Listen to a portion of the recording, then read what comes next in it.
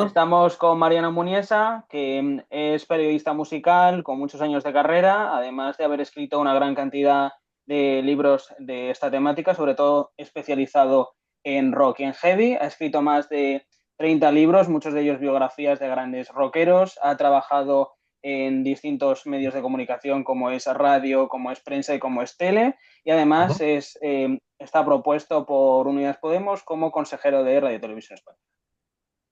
Ajá, perfecto. Ujú. Pues nada, empezamos, si te parece. Sí, sí, cuando queráis. Vale, Mariano, como ya he dicho, o sea, has escrito muchos libros sobre biografías de rockeros y de cantantes en general. Teniendo esta idea, ¿qué opinas de la figura del cantante como actor político y de opinión pública? Bueno, yo en particular defiendo que cualquier persona que desarrolla una actividad artística está en su perfecto derecho de utilizarla o de hacer de ella un amplificador para comunicar sus ideas políticas o no. Es decir, para mí merecen tanto respeto las personas que en un momento determinado se limitan a narrar historias, a contar historias, bien sea a través del cine, de la literatura o de la música, que bueno, que están, por así decirlo, que no tienen un contenido social o político determinado, sino que, bueno, pues simplemente buscan que la gente sienta algo con esas canciones o con esa narrativa o ese cine, y la gente que, sin embargo, sí que piensa que la música, en este caso, pues es un arma útil, es un arma potente para difundir esas ideas. Yo, lógicamente, tiendo a identificarme más con este segundo tipo de artistas, porque yo también, en la medida de lo posible, cuando he hecho periodismo, siempre he intentado orientar un poco lo que es, digamos, la visión que yo tengo sobre la música y sobre los temas en los que los he escrito desde una óptica y una perspectiva progresista. Diría más, incluso revolucionaria, porque yo me sitúo ideológicamente en unas posturas de izquierda que van mucho más allá y que, bueno, pues pretenden superar el sistema capitalista actual. Entonces, bueno, pues yo creo que la figura del músico como persona que utiliza como herramienta de cambio político y de comunicación de sus ideas la música, me parece válida, me parece positiva, siempre y cuando lo haga bien. Es decir, si se convierte en un mero panfleto que tampoco tiene una sustancia artística y que tampoco está bien hecho desde el punto de vista meramente técnico, hombre, pues ya me plantea más dudas. Vale. También he destacado que has trabajado mucho en radio. Bien sabes que Sí. ahora Spotify, iVoox son plataformas que han sustituido un poco las radios musicales. Desde tu perspectiva como trabajador de todas estas radios musicales, ¿cómo ves el futuro de las FMs? Vamos a ver, no lo veo bien, sinceramente, no tanto por el hecho de que hayan surgido plataformas de distribución y de streaming como Spotify o como Bandcamp, porque bueno, el problema que tienen esas plataformas es que, primero, si quieres escuchar todo en condiciones hay que pagar, luego no son gratuitas. La radio, por lo menos hasta ahora, sigue siendo gratuita. Por otro lado, el problema es que una plataforma como Spotify tienes acceso a tal cantidad de contenidos de forma indiscriminada que llega un momento en que hay mucha gente que no sabe por dónde empezar. Todavía es necesaria la figura del prescriptor, la figura del periodista, que es alguien que vive y que trabaja X horas al día en escuchar música, en darla a conocer, en explicarla y que, por tanto, pues igual que hicieron conmigo, cuando yo empecé a interesarme por la música, no había Spotify, pero sí había programas de radio como el Mariscal Romero Show, como la Emisión Pirata, como Disco Cross, como el Búho Musical, que yo escuchaba y que me servían para hacerme una idea, para formarme, igual que con revistas musicales, Heavy Rock, Popular Uno, Vibraciones y todas las demás. Entonces, el problema que yo veo en la radio musical es que las grandes cadenas de radio y las grandes cadenas, Cadena Ser, Cope, Onda Cero, yo he trabajado en las tres. El gran problema es que no se han planteado en ningún momento tener en su programación espacios musicales de calidad. Es decir, ellos han renunciado a la figura del prescriptor. Desde hace mucho tiempo las radiofórmulas no tienen un periodista, una persona que realmente explique cómo es la música que va a poner, sino que simplemente se limita a anunciarla, a lanzar cuatro flashes que normalmente están dirigidos por la compañía discográfica que ha pagado para que ese disco suene ahí y nada más. Pero, ¿qué diferencia habría entre el prescriptor periodista o el algoritmo de Spotify? Yo creo que hay muchas diferencias. La primera, que el algoritmo es una especie de demiurgo, es algo espiritual, etéreo, que está en no se sabe dónde, no se sabe quién lo dirige, no se sabe cómo funciona. Es decir, es algo que es una idea casi mística, ¿no? Entonces, bueno, pues eso, como nadie sabe cómo funciona, nadie sabe cómo se dirige y nadie sabe cómo influir en él, salvo personas muy determinadas que son las que dirigen las plataformas, entonces, bueno, pues ahí es cuestión de suerte. Es como si de pronto llega un terremoto a tu ciudad y tú eres de los que sobrevive. Bueno, pues has tenido suerte. Hay un algoritmo ahí que ha hecho bueno, pues que no se te caiga una casa encima o que no te aplasten los escombros. Por eso, entonces, la gran diferencia está en que el especialista, el prescriptor, es alguien que sí conoce en la temática sobre la que está tratando.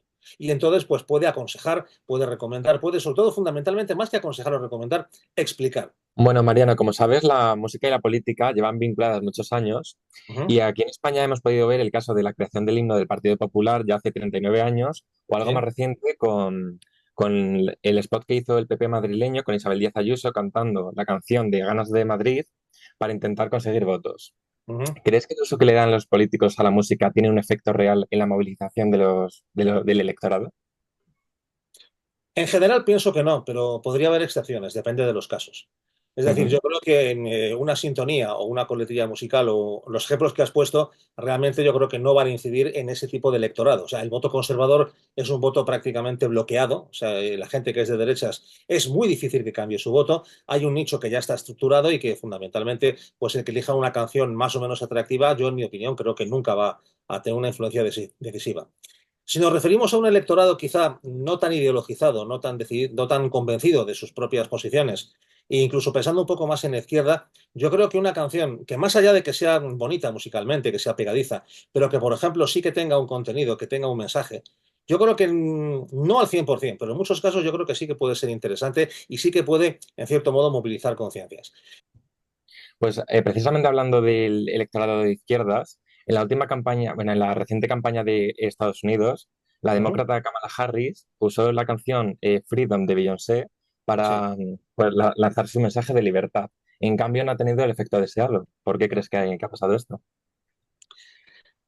Yo te diría que es un poco por lo que hablábamos antes con respecto a que determinados electorados, digamos, tienen ya su voto tan decidido que realmente pues, es muy difícil que lo cambien y mucho menos por una sintonía o por una canción. Esto sería quizá un debate bastante más profundo, pero yo creo que el gran problema que ha ocurrido con las últimas elecciones en Estados Unidos es que desde hace mucho tiempo la izquierda en Estados Unidos políticamente no existe.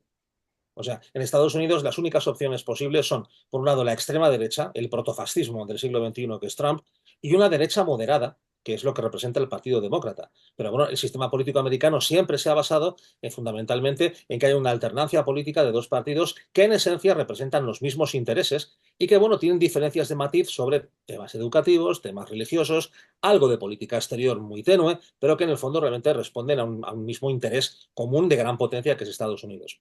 En este caso, además, el Partido Demócrata venía muy debilitado por bueno, pues la retirada in extremis de Joe Biden, que se vio que no era el candidato adecuado, probablemente por no haber podido preparar mejor la candidatura de Kamala Harris, e incluso porque también hay que tener en cuenta que hay una gran parte de Estados Unidos, Estados Unidos es un país gigantesco, es como dos o tres veces Europa, y hay territorios muy amplios y hay una enorme masa de población con una preparación cultural escasísima que responde a mensajes muy burdos, a mensajes muy elaborados, muy poco elaborados, simples, que a cualquier persona inteligente le suenan incluso hasta de broma, pero que en ese contexto social y cultural funcionan. Sí. A ver, relacionando también la música con política, hemos visto como muchos cantantes o grupos, en el caso de Estados Unidos, han prohibido a Uh Donald Trump usar sus canciones en los mítines, ya que no -huh. están de acuerdo ideológicamente. Aquí también en España ocurrió algo parecido el año pasado, cuando RTVE le pidió al Partido Popular que dejase de utilizar la marca Verano Azul para su Sí. campaña electoral. Uh ¿Crees -huh. que los políticos aprovechan, o sea, son conscientes de las consecuencias que va a tener el uso de esas canciones para que se hable más del partido y de la polémica y de, bueno, en parte, el mensaje que quieren transmitir? Buena pregunta, la verdad es que no sé muy bien qué decirte. Yo, según lo estabas contando, además recuerdo un caso que fue especialmente sangrante porque conozco al autor de la canción. Vamos a ver, Sí. se considera convencionalmente que uno de los himnos del cambio político en España, de la transición de la dictadura a la democracia, al régimen de 78, fue el Libertad sin ira de Harcha. Y yo recuerdo que hace algunos años el Partido Popular tuvo la desfachatez de utilizar el Libertad sin ira, que era un himno fundamentalmente de la izquierda, de la gente transformadora, de la gente que iba contra los que eran los padres políticos y biológicos del Partido Popular, ¿eh? Y bueno, pues esa canción, que era una canción de cambio, de protesta, de reivindicación de la libertad, se la quiso apropiar el partido heredero de la dictadura, que evidentemente tuvieron que abandonarla porque Rafael Valadés, que era el autor de la canción, al que digo, yo conozco personalmente, por supuesto se personó en un juzgado y dijo que se estaba utilizando sin su permiso esa canción, que por supuesto no quería nada, pero ni siquiera se le iba a dar dinero en concepto de derechos de autor y que además estaba en contra de que públicamente se utilizara para esos fines y el PP la tuvo que retirar. Sobre lo que dices que a lo mejor es una estratagema para decir, bueno, a raíz de esta polémica se habla de nuestro partido. Hombre, puede ser, pero yo sinceramente creo que eso tampoco es réditos electorales, porque en el fondo la polémica, insisto, es muy raro que convenza a quien puede estar indeciso y normalmente a la gente que ya tiene su voto decidido, yo creo que no la mueve de su posición.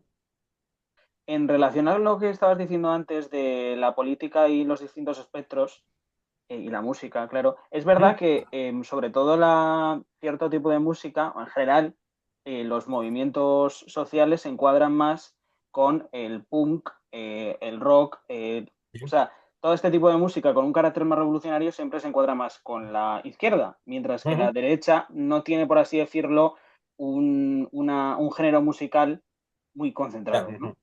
Sí.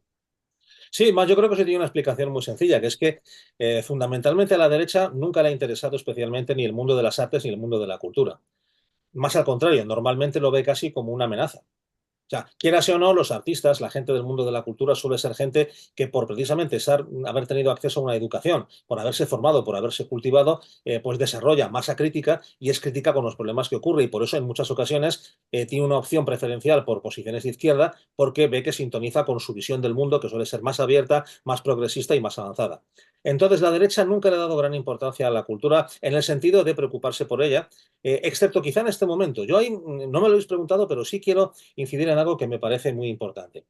La derecha ha pasado de no preocuparle la cultura en absoluto, de no potenciarla, de no fomentarla y además incluso de censurarla en muchas ocasiones o de invisibilizarla, a tener, sobre todo en posiciones de derecha extrema, una preocupación muy grande y en ese sentido resultar muy, muy llamativo que cada vez que, por ejemplo, en los últimos tiempos se ha formado un gobierno de coalición Partido Popular Vox en algunos ayuntamientos y comunidades autónomas, Vox ha exigido siempre la concejalía o la consejería de cultura.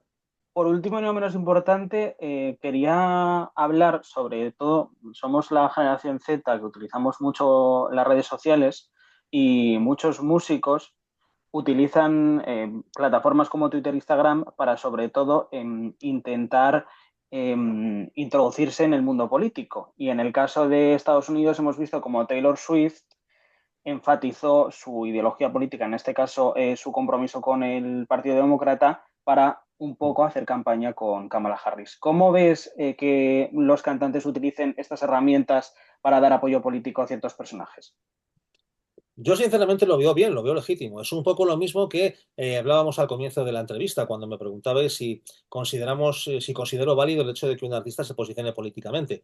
Yo creo que una cosa lleva a la otra. Es decir, si, por ejemplo, pues, lo que tú dices, Taylor Swift es alguien que convencido de la necesidad de que Kamala Harris gobierne en Estados Unidos y es una defensora del Partido Demócrata, pues que lleve su compromiso público a las redes sociales, lo veo bien. Las redes sociales, vamos a ver, hay un debate, yo creo que no sé si acertado o no sobre si son buenas o malas. Como cualquier herramienta tecnológica, la red social en sí no es ni mala ni buena, depende del uso que se le quiera dar. Entonces, también las redes sociales sirven para difundir, lo estamos viendo ahora, fake news, bulos, están siendo muy utilizadas por esos grupos terroristas abiertamente de extrema derecha que yo te decía que se están infiltrando en el rock. Entonces, bueno, pues yo, sinceramente, me parece una opción válida y me parece que además si a través de las redes sociales un artista como Taylor Swift, lógicamente tiene una proyección mediática importante y puede llegar a un electorado grande, es perfectamente legítimo que lo haga.